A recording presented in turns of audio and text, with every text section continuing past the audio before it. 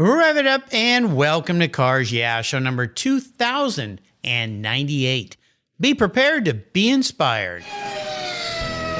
This is Cars Yeah, where you'll enjoy interviews with inspiring automotive enthusiasts. Mark Green is here to provide you with a fuel injection of automotive inspiration.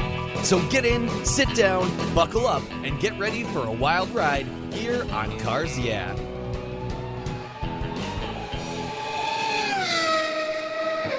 Hello, inspiring automotive enthusiasts, and welcome to Cars Yeah. Today I'm, just about an hour north of where I live. I'm in Bainbridge Island, Washington, with a very special returning guest here on Cars Yeah, Raffi Minasian. Raffi, are you buckled up and ready for a fun ride? I'm ready to go, Mark. We'll have some fun here. Well, before we get started, I wanted to remind the listeners that you were an early guest here on Cars Yeah. You were very kind. I'm trying to remember when we met. It was maybe on the lawn at Pebble Beach or somebody referred you to me, but you were guest number 280 back in 2015, June of 2015. So, we're a few years later now, June of 2022, and you're guest number 2098. And I would love for you to share one little thing before I give you an introduction and we dive into your world. One little thing that maybe people might not know about you, Raffi. One little thing might be that I earned my way through college as a professional bluegrass fiddler. Whoa, okay. I still play. I play occasionally with a couple of different bands, and music has always been one of those things that I really enjoy going to because it's very different from the other work that I do. And I've met so many great people playing music in a wide range of venues. Cool. I've had a good number of people that answer that question the same way. Some that started as professional musicians, a couple that were in bands and really kind of on the cusp of almost making it big time and just couldn't quite get there in time. And maybe they had, they got married and had a child and had to get what they call a real job so they could pay the rent, a real gig or something. But I think there's a correlation here to people who love cars and music, and then you get into people who love art. And of course, you're a designer. Yeah. So it all kind of ties together a little bit, right? It sure does. And, basically what the overlap is, because I find a lot of similarities with music and cars. They're both transportation devices. Music takes you another place. Certainly it's a mindset, of course, but I've always viewed my violin or my fiddle as a way to transport me into another sort of way of being. Cool. Yeah. I love it. Well, there you go. Well, let me give you a proper introduction here. We'll talk a little bit about your career and your path, and also about something that you and I just did together that was quite exciting. Raffi Minasian is a designer, professor, and automotive journalist specializing in the dynamic convergence of design and culture.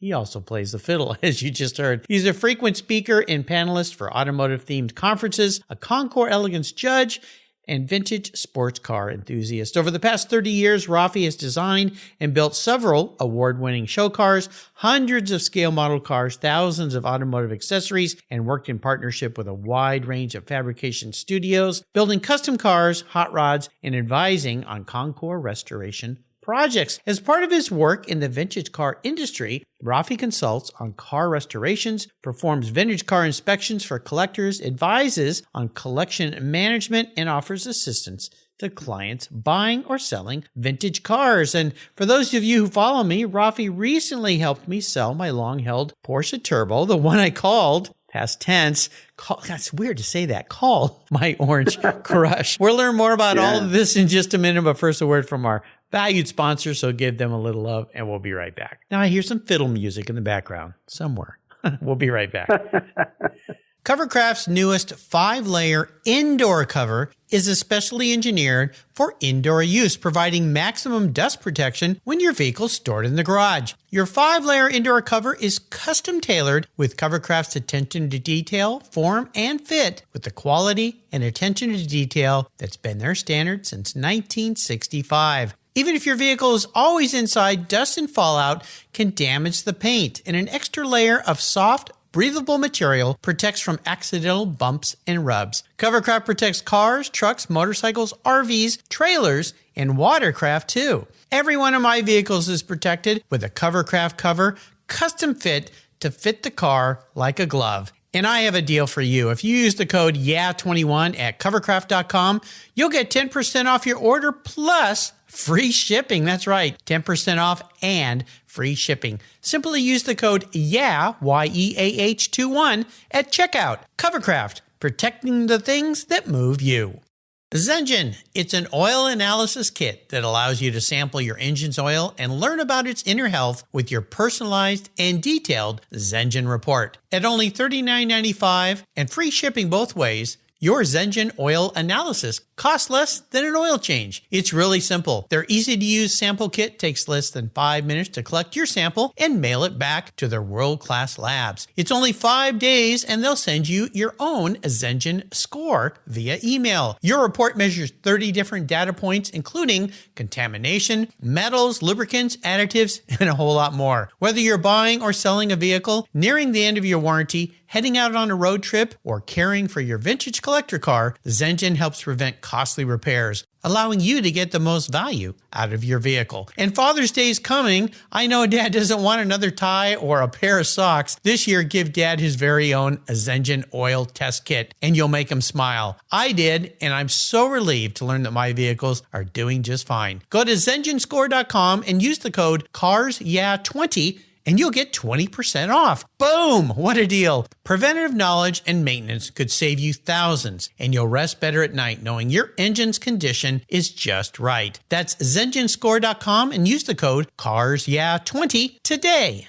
I was tired of my rates for my collector car insurance going up every year for no explainable reason. My carrier seemed to be turning into a media company versus an insurance company, and I realized that a portion of my policy premium was paying for all those so-called free media goodies. So I did my homework, I talked to knowledgeable collectors, shopped around, and discovered American Collectors Insurance. They've been serving the collector car hobby since 1976. You last that long by properly serving your customers' insurance need, not with a lot of fluff. ACI is ranked the #1 online collector car insurance provider according to Google, Trustpilot, Facebook, and they offer their real person guarantee live support. No never-ending phone loops when you need help. Plus, because you don't use your classic car as a daily driver, you could save up to 40% compared to regular auto insurance. American Collectors Insurance provides agreed value policies. So if you experience a total loss to your collector vehicle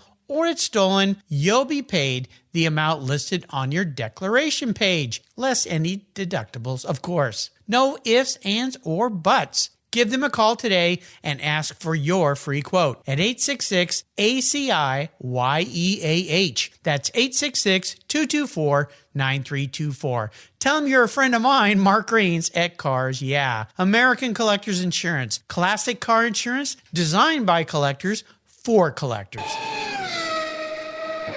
So, Raffi, we are back. So I want to talk a little bit more about this career because you got a really fascinating career. You're doing one of those jobs that every little kid dreams of, designing cars. How many times did I get reprimanded in my classroom when I sit there and was drawing pictures of cars when I was supposed to be listening to the professor or the teacher speak? So let's talk about how you got into this career, some of the many things that you've worked on. And of course, during this talk today, we're going to talk about the selling of the Orange Crush and how beneficial it was for me to make the right move and hire you to help me go through this very emotional process. So take it away.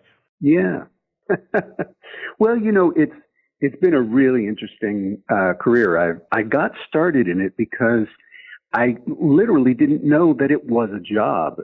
It was just a thing that I did all the time. I was always drawing. I was in love with cars. To me, they had everything visually that would excite me as a kid. So all the chrome and the bright finishes and all the details, the parts and pieces. And, whether you were outside one or inside one, there was just something you could touch and feel and just sort of experience in a way that was unlike any other product. And as I got older, I was able to experience the movement that a car offered, the experience of being behind the steering wheel and being able to venture out into all sorts of different places. On a bicycle as a kid, you're limited as to how far you can go, but with a car, the whole world opened up. So in that regard, without knowing that it was going to be a profession, I just focused in on it being a passion. So I took my drawings, and just like you, I got I got told by teachers to stop drawing and, don't doodle in class. You'll never amount to anything. And Yeah. I had no idea that it could be a career or a profession, which, as I said, probably helped me because I wasn't motivated by the money that I would earn. I was more motivated by the fun that I could have, the people that I would meet. And ultimately, that's what's been the most exciting thing is whether I work on a project with Steve Moll or work on a project with another team of designers building a custom car or even a scale model car. It's always been the excitement of working with really passionate people that are in it because they enjoy it. Have you always worked as a freelance type creator, designer, or did you work for different companies or vehicle manufacturers when you got into this originally? When I first started, I worked as a freelance designer for about 3 years, and I worked with Toyota and Subaru and Avcon Industries, who did accessory components for General Motors products. And I did some custom cars as well early on. But after about 3 years, I started working. I wanted to get some corporate experience. So I worked at Boeing for about 5 years in an advanced programs group where we designed future airplanes. Oh, wow. Yeah. And I recall even at the interview where the person who interviewed me asked, your portfolio has a lot of cars in it. Do you have anything with wings? And I said, well, planes have wheels, so doesn't that count? Nice turn. Nice funny. Turn. Yeah, there you go. Creative. And again, after that, I worked at a number of different places, including working for the Franklin Mint. And they actually hired me specifically to work expanding their model car line of products. And it was one of the best jobs I'd ever had, because instead of working on large cars, which take, 2, 3, sometimes 4 or 5 years to develop, I was working on scale model cars that could be done within a matter of 6 months to a year. And there was a lot of creativity involved in taking a model from full size into scale and sort of understanding the nostalgia, the emotions, the experience of that car, not only for myself, but for a wide range of collectors. So that kind of opened my eyes to the broader collector market from an emotional perspective. And that was one of the best outcomes from working at the Franklin Mint, is understanding the magic of scale. Well, all of us, I don't know anybody who isn't into automobiles that doesn't have scale model cars sitting on a shelf or a desk somewhere. I still have probably way too many of them around. Yeah. My poor Sure. wife, as you know her, you've met her, rolls her eyes at, those are things that have to be dusted all the time. But Sure. yeah, I mean, we come up with these things that we want, but we can't afford. Let's say a Ferrari GTO. We can't all buy one of those. So you get a cool model of one and you can sit there and look at it and enjoy it. Right. And it's also a really important feature of, for us to connect back to when we were kids, when we were sort of lying down on the ground with our eye point really low and looking at that scale model car and rotating it in our hands. It was a very tactile, emotional experience that I think is important to reconnect to as we get older. That's one of the big reasons why I like scale model cars is you can have that experience and it sort of reminds you what it's like to be a kid again. Oh, yeah. We all want to be kids again. And what's neat about you, Raffi, is you figured out a way to not only focus on car and automotive design, but you've scaled your creativity into a lot of different things. You work with hot rod builders. You go out and you're a concours judge on the lawn, so you're giving advice that way. You help people who are trying to create collections and offer assistance to people who are buying and selling cars. What is that tactile touching of cars done for you in relation to now you're getting involved with people and their cars and the relationship that goes on there, which can be very emotional? Yeah, and that's one of the things that I think has helped me is learning about the development of a car and understanding it historically. I think it's really given me a unique perspective with collectors because I tend to be a little more conversational about how they got connected to the automobile. So in many ways, when I work with collections, I work more with the collector than I do the collection. And I try to understand what their motivations are, try to help them instead of saying, well, what kind of cars do you think you'd like to get? We talk a little bit more about, what they liked when they were a kid, what kind of music they enjoy, what their personal tastes are. I look at some of the things that they have in their home. I try to understand a little bit more about how they want to feel about their collection, because collecting is very much an emotional experience, and automobiles are highly emotionalized. Oh, yeah, just a little bit. Yeah. Absolutely. One of the things that I learned about you as we got involved in the recent sale of my car, and I didn't know that you were doing this, but a mutual friend had hired you to help him with his car, is that you will help people sell their cars in addition to finding cars and buying cars. And before we get into my experience with you, one thing that you do is if I want to buy a car, you will go and look at a car for me or for anybody, evaluate that car, talk to the owner, and come back with some idea suggestions on whether it's the right thing for me or whatever it might be. So if I was going to hire you and say, hey, Raffi, I just sold a car. I've got a little money burning a hole in my pocket. I want to buy another car before that money gets snapped up by my wife to go redecorate the house or something like that. Is she listening? She might be. And so what are some of the ways that you help and advise people when they're looking at either maybe just buying their first collector car or people that are expanding their collection and they have more than one? Yeah, it's a great question. It often does depend. If they have experience in having owned a collector car in the past, oftentimes it's a conversation about, do they want to move laterally?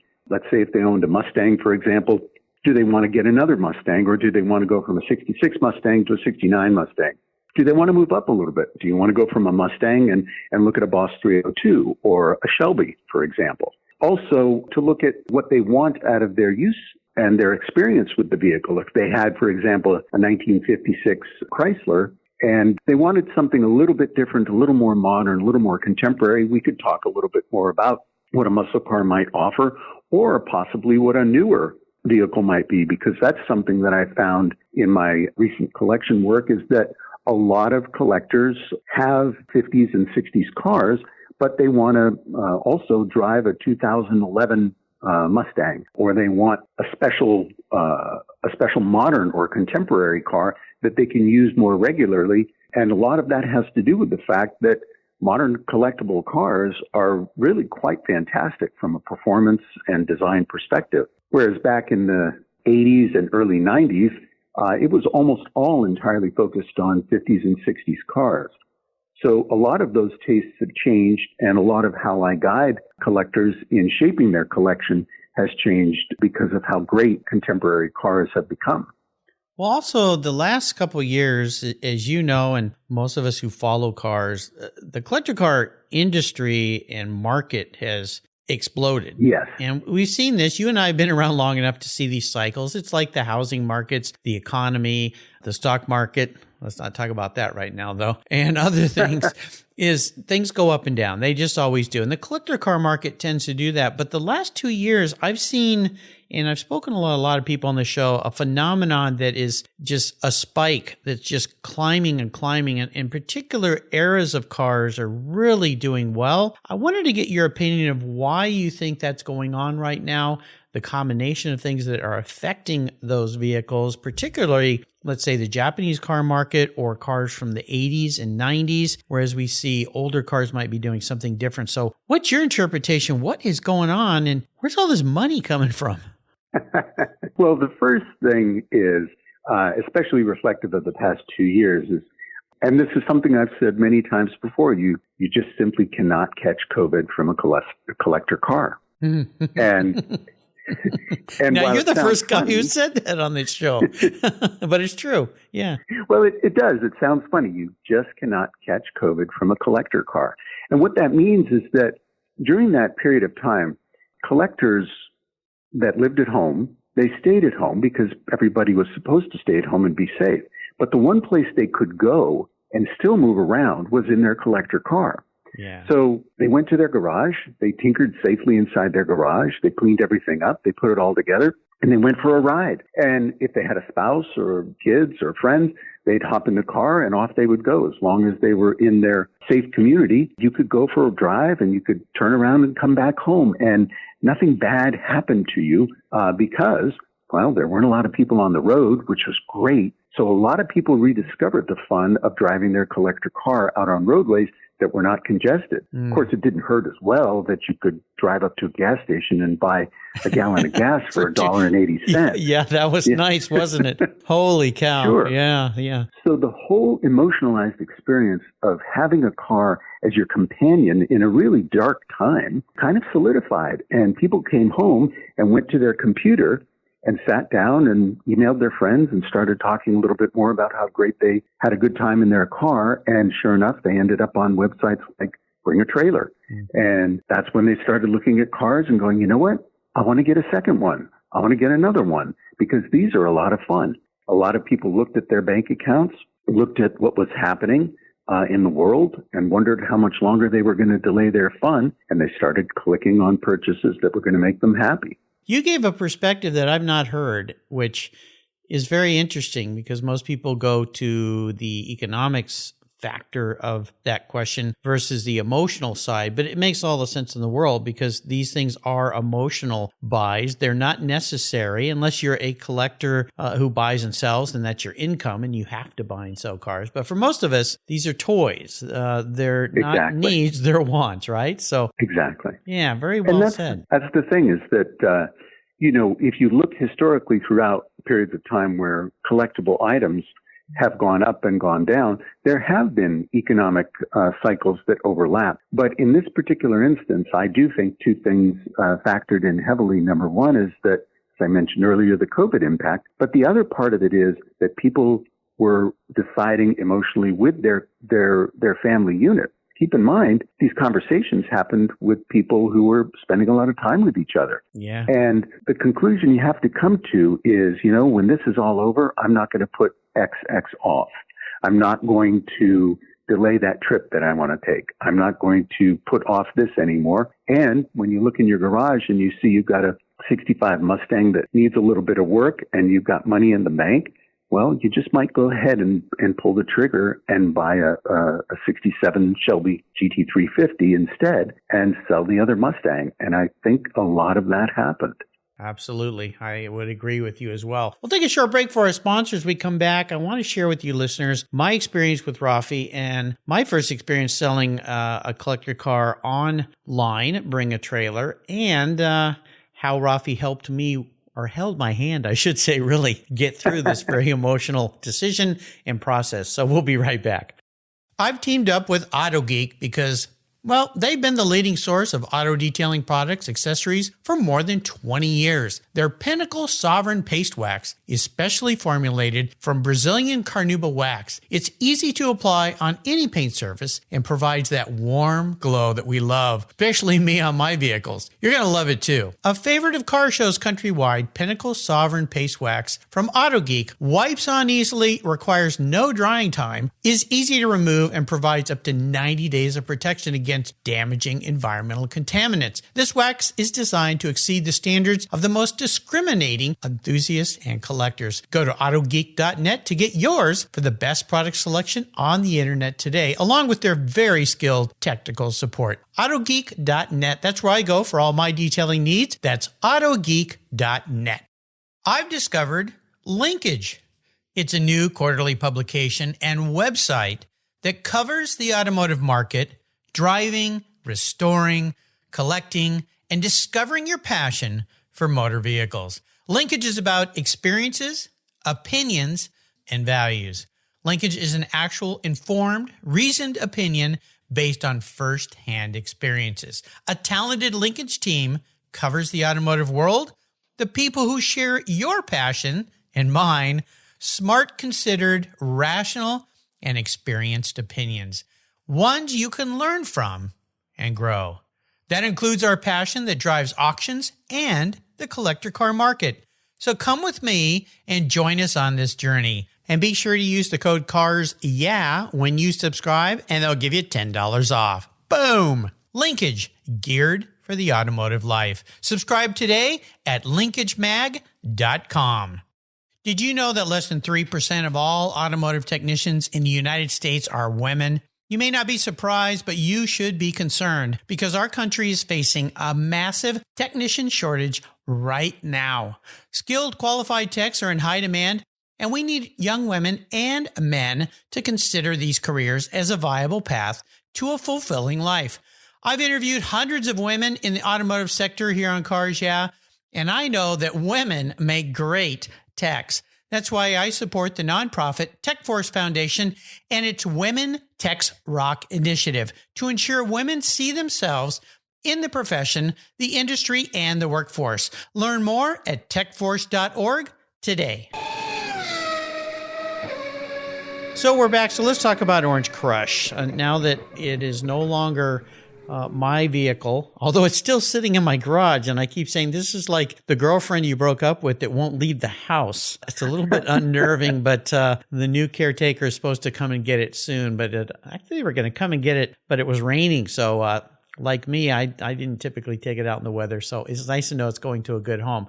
So a lot of things you did for me, and I wanted to share some of these with the listeners because I'd never done this online. So I found out that you sell and help people buy and sell cars on Bring a Trailer, and you take the seller through the process and understanding how this works. Because if you go to Bring a Trailer or any other site that does this, there's a method, there's a methodology to this. And if you haven't done it, you can make some big mistakes. So I'd love for you to walk through how you helped me, how you help other people not make those mistakes when you go and sell a vehicle that you've had, in my case, almost 13 years that I was very attached to. So kind of take us back through my exercise with you. And I'll tell you one thing, listeners, this was the best money I've spent, the best decision I've ever made. I'm convinced Raff helped avoid me from hitting some major potholes here during the process. So tell us how you work with somebody.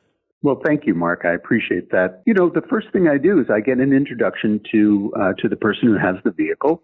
We usually have a phone conversation. I get a general idea of how long they've owned the car, and I listen to them talk about it. If they use a lot of emotional words in their conversation about the vehicle, I know it's going to be an emotional conversation, so I try to be sensitive to that.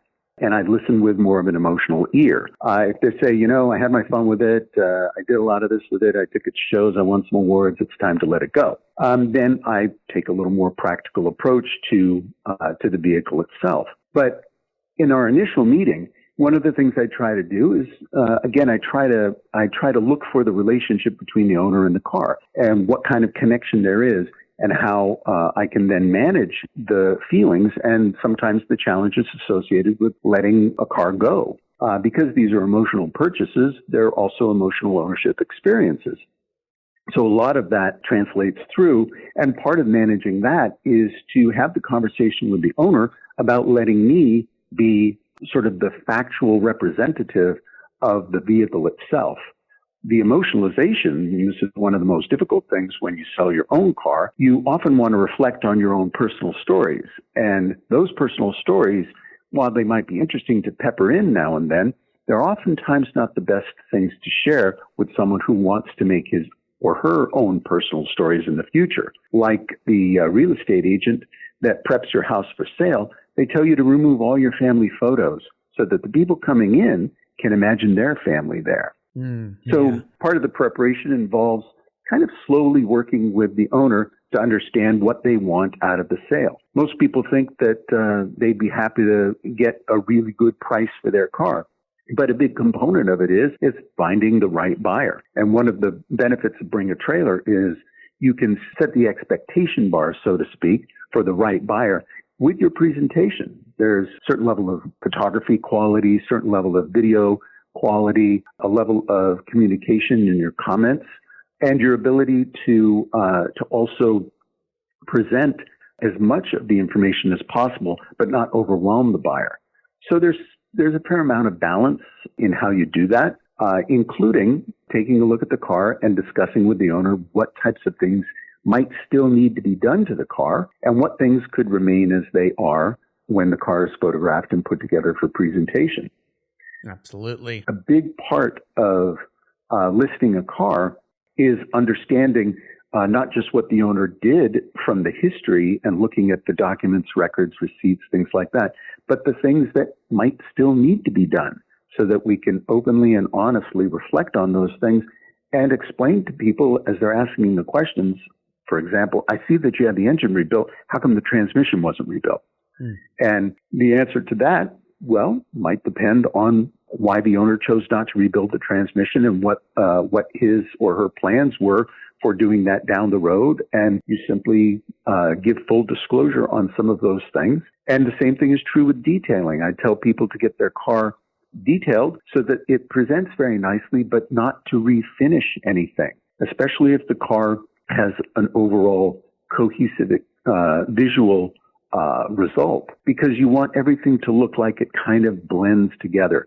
If some parts and pieces in the engine compartment, for example, are freshly repainted, but others are not, well, that doesn't look as good as everything having an overall cohesive visual appearance. So there's a certain amount of balance in putting together the presentation that I try to achieve with the owner and their comfort level with spending on certain mechanical things that should be done. And then also prepping the car for the right photography, the right setting, being mindful of the lighting. Metallic cars will reflect differently from solid color cars. Bright colored cars will have a different photographic imprint than darker colored cars. So things like that make a difference in the presentation. You were very, very helpful on all of that with me, gave me lots of guidance. And I'll tell the listeners there was quite a time period from my first discussion with Raffi till the car was posted, because we had all these discussions and there were things that you thought I should do with the car, things you said don't do that with the car. Raffi was a great guide to help me with people who could help me do these things to the car, the right kind of people, which were incredibly beneficial to me. And then, of course, we had to deal with the weather up here because my car doesn't go out in bad weather. So dodging the raindrops, how many times did we have to reschedule our photo shoot? So we shot at the right time of day. But all of these things are important. And the other thing that you did for me, Raffi, is you isolated me from the buyers. Because here's what I learned is when you go and tell your friends you're going to sell a car, they will tell you what you want to hear. They'll tell you where the price should be. They'll tell you all this great stuff, but typically they will not tell you the dirty, honest truth about things that maybe aren't right or things you need to do. And one of the things that you were great with, so that the emotion didn't come in. And it's like hiring a real estate agent. They don't ever want you in the house when the prospective buyer comes in because you're going to blow it. I guarantee it. Right. It's not that you're going to lie. It's just that you're going to evoke too much emotion into it. And we all know who's been on Bring a Trailer. There's always the trollers and the commenters who say things that aren't so nice maybe or not true. And you want to jump in and correct them. But Raffi, I'll tell you listeners, he said, Mark, don't comment. Stay out of it. I will address everything. If I have a question for you, I'll reach out to you. We'll find an answer. And there were some occasions that happened. And I'll tell you, that was it was hard at first for me, but it was very comforting as we got into it because I knew just hands off. Let the pro deal with it, right? Well, and it is a delicate balance, to offer fair representation. I do a tremendous amount of homework, which a lot of people don't know, ahead of the auction so that my information does not have to delay. So if somebody asks a question about something, I can comment as quickly as possible as the seller. So I tend to study not only the history of the car in general, but the history of the brand, the history of vehicles that led up to it, because a lot of conversations people will ask questions that there's just no way you could possibly be prepared for. Mm-hmm. But if you have enough of a network of information prepared ahead of time, you can go to the various resources that you have and answer the questions. Some people ask questions like, it looks like there's 9 bolts on the casting housing for the transmission guide. That doesn't seem right. I've only seen 8-bolt castings. And you go, wait a minute, what are you talking about? And you got to dive in, do your research. Like, oh, it's an early series casting. You can see the number is this one, and those were changed at this sequence. And boy, there are people that know that type of detail down to the tiny little increments. And that's the great thing about the internet. You can find so much information about segmented series of cars that you can answer those questions, and it's many instances this has happened where I respond, that's a really, really good question. Perhaps some of the people out there that have an expertise in this car can answer that question because I just don't know the answer. Right. And calling on the community, the Bring a Trailer community is so robust. There are experts on there that are experts in certain marques, experts in performance, experts in restoration. And so that's one of the reasons the comment section on Bring a Trailer is one of the reasons why it's such an active opportunity because you're not just selling the car, you're selling the feeling that many people like to talk about that car. And, we go back to playing as a kid. If you're in a group of kids and having a great time, that's more fun than having a great time by yourself. Yeah. So that's the car community thing. And that's what Bring a Trailer does so well is whether you're buying or selling or just participating in the comment section, you feel like you're in the sandbox and having fun with a really fun group of people. It's true. And I love the fact that not only you kept everything, and I am a very honest person, and you emphasize we are going to tell the truth as best as we know it.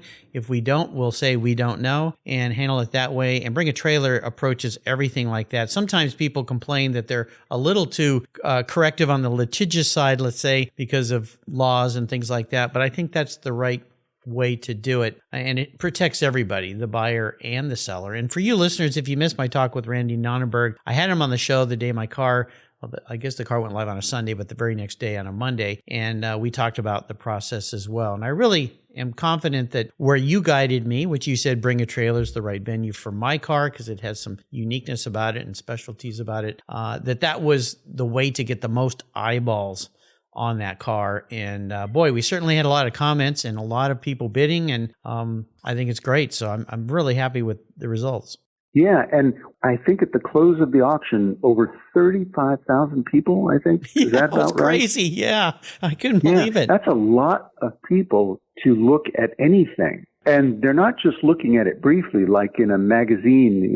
Years ago, they would spend, hundreds of thousands of dollars to get 3 seconds of your eyeball on the magazine. And on Bring a Trailer, there's 35,000 people that are sitting there, hovered over their computer at least for 10 minutes, watching the last 2 minutes click and click and click. And it's both exciting and anticipatory, but it also drives revenue through those eyeballs. So the cars are not only selling, but the arena around car sales is growing bigger and bigger. And that's, another part of the conversation around what's happening in the car world, which we can talk more about. But I think that's the other aspect that's happening in a global way, and that is that the market's getting larger. More people are becoming more interested in cars, and it's very important, the volume of vehicles that are now considered collectible has more than doubled. And so the activity around collectible vehicles is now more widely spread out, and more people can enjoy it. It's phenomenal. The whole experience was really great. I advise anybody out there, if you're looking to sell a car, Raffi's available, of course. We'll put his contact information there. There's other people that do this as well.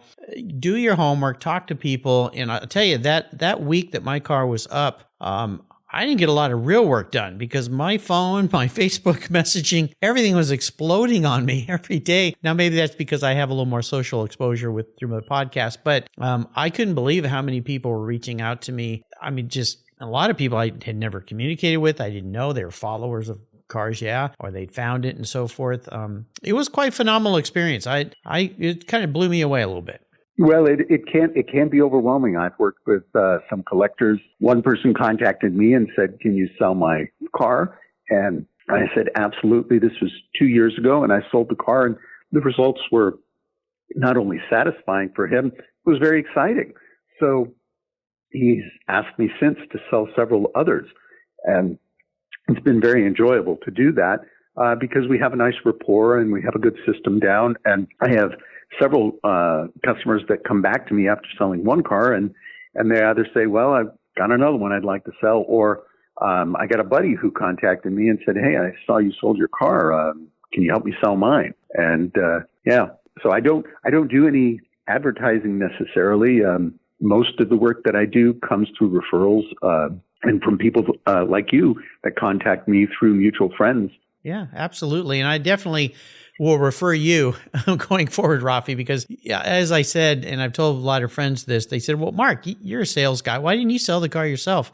best money I spent during this whole process. And I did spend a fair amount doing different things with the car and so forth. But for Raffi, you were a great help. The other thing that has come from this is enlarging my friendship circle. And I wanted you to share a story you shared with me about a car that you sold that you'd had for, I think you said, over 30 years and ended up becoming very good friends with the buyer and expanded your world. Tell us about that car. Yeah, so this was a car that I had bought.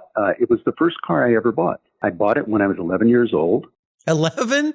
Yeah, 11 years old. I found it in the LA Times classified section. I was living in Santa Monica, and I showed it to my father, and I said, "Can we call on this? It looks exciting." And so we called, and we made arrangements to go out and see it, and we bought it.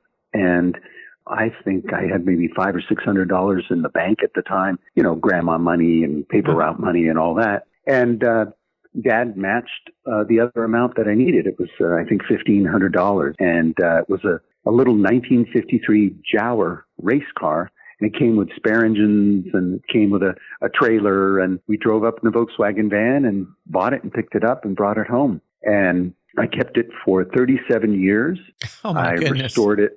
Yeah, I restored it when I was 19, and then I had it professionally re-restored in the mid-90s, and then I took it to Pebble Beach with my two daughters, and I took it to Concours Italiano and various other shows, had a blast with the car, loved it, and came to the point where I had realized that this little car had done everything it could possibly do for me, and it was time to let it go out and have fun with other people. So I sold it, and the gentleman that bought it, when I sent it off, delivered, all said and done, ended up becoming one of my best and closest friends, and is still one of my closest friends today. We refer to each other as brothers. He lives in Greece, in Athens, Greece. Wow. And I even flew out there with my family some years ago, and I drove my Jaguar, and he drove a Bandini that he has. And we both drove on the Aegean coast together. Oh, my gosh. Just a dreamlike scenario that you would never conjure up from my ownership. If I'd held on to that car and kept it today, sure, I'd still be using it and driving it, enjoying it, but driving it on the Aegean coast with a friend of mine in a similar car and waving to people on the streets and pulling up to a little side of the road kiosk where we get a little hand sandwich and kids are gathering around and they're talking about the car and then going to all sorts of different places and then buying other cars. I ended up buying cars from Alex, who was the buyer, and shipping them here to the United States. And I still work with him. I'm finishing up a car in a restoration right now that he has back in Greece. So you never know. That's one of the things I tell people. When we talk about selling the car, one of the things I'll say is, has this car done everything that it could possibly do for you in your life and your experience? Yep, I heard those words from you.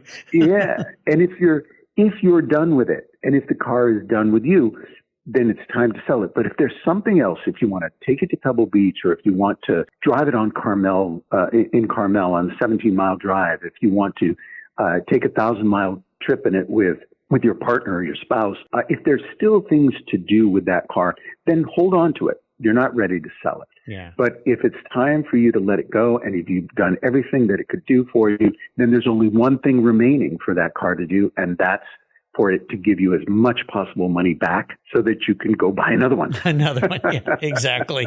Yeah, put the needle in again. Yeah. Is there a great book that you've read that you'd like to share with the listeners today? Yeah, as a matter of fact, the book that I'm reading now, I'm about 3/4 of the way through. It's a biography of Albert Einstein. Oh, wow. Yeah, it's a fantastic book. It's Walter Isaacson, great writer.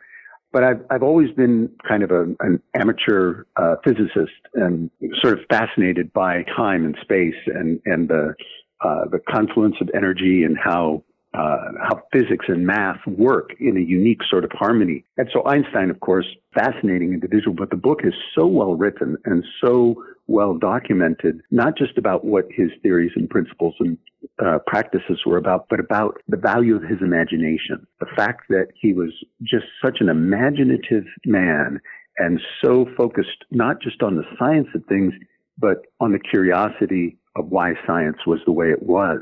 And I always liked that about the message that Einstein offered, that imagination is more important than knowledge. And that through our imagination, we gain knowledge. It's not through knowledge that we gain imagination. So that kind of excitement, that kind of sort of passion for anything, whether it be the origin of the universe, the characteristics of the tail fin on a 57 Chevy, or the way jazz sounds, those kinds of things, those sort of passions for life, I find that very fascinating. So I'm getting that, in this wonderful book about Albert Einstein. Very nicely said. So before we let you go today, are there some parting words of wisdom and advice when it comes to these automobiles in our lives? And you shared one just then. If you've decided that you've done everything you want with the vehicle, and it's great advice, it's a very important way to think about anything, really. A home, something else you might have that's collectible that you might want to let go, or you might give to somebody else. That's one of the things I've been working on, is downsizing my life and simplifying my life and giving things away to people who might enjoy them more, and letting them experience life with those things, whether children or your children or family members or whatever. But are there some words of inspiration you might share for our listeners when it comes to these vehicles that we fall in love with? Sure. Yeah.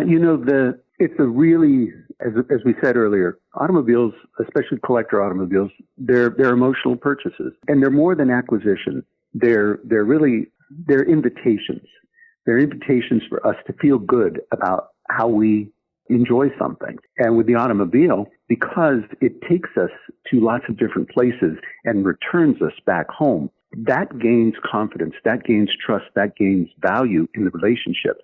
So that reciprocity, it's emotionally rewarding.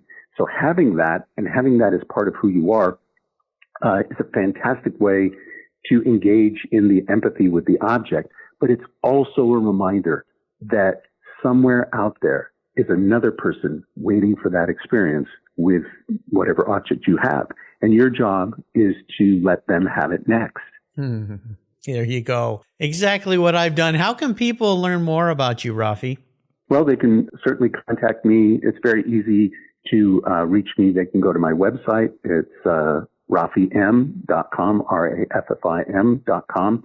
And my phone number is there, my email. You can reach me by email. And as I say to my students and to other friends in the collector car world, I'm here and I'm available and I'm happy to help out in any way. So feel free to contact me. Absolutely. And again, I want to thank you for helping me through this process. It's been as positive as it can be when you let something that you've experienced life with go and decide to move on to something different and new. And you really, really made this a fun project and a good experience. And I'm happy to tell all you listeners, and while the new owner is somewhat of a private person, Orange Crush is going to be living in a very, very nice environment, nicer than the garage it has now, I'll tell you that much.